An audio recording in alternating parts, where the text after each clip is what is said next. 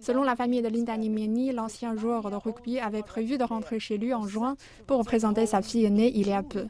Au lieu d'une joyeuse réunion de famille, la famille attendra le retour de Mieni dans un cercueil. Mieni, qui est originaire de la province du KwaZulu-Natal, aurait été tué de 4 balles par des officiers de la police américaine appelés sur les lieux d'un cambriolage d'une résidence voisine, selon leurs propos. La femme de Mieni a exprimé son chagrin et sa colère sur les réseaux sociaux. Elle estime que sa mort a été motivée par la race. Ici, en Afrique du Sud, l'assassinat de Mieni a suscité colère et frustration. C'est une histoire qui fait les grands titres du pays.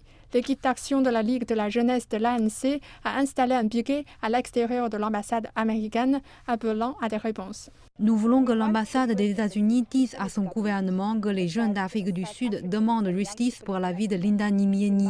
Nous voulons que l'ambassade des États-Unis dise à son gouvernement que les Sud-Africains et les jeunes d'Afrique du Sud exigent le rapatriement de la dépouille de Linda Nimieni. Nous exigeons une enquête approfondie sur sa vie. Nous exigeons la diffusion des images de son arrestation et de son assassinat. Nous exigeons les enregistrements de l'appel en 911 non édité qui a été fait et nous exigeons la récupération de son téléphone portable et de tous ses autres biens personnels appartenant à sa famille. L'assassinat de Mieni a une fois encore mis en lumière le comportement de la police aux États-Unis. De nombreux hommes noirs sont décédés dans les mains de la police dans des circonstances controversées.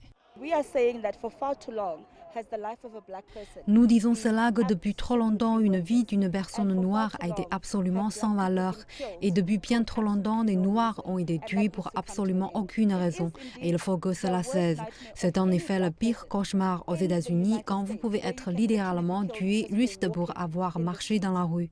Dans une déclaration aux médias, l'ambassade des États-Unis a indiqué qu'elle suivait l'enquête menée par les autorités d'Hawaï. La famille de Mieni prépare désormais sa plainte en justice pour mort injuste contre la ville et le comté d'Honolulu.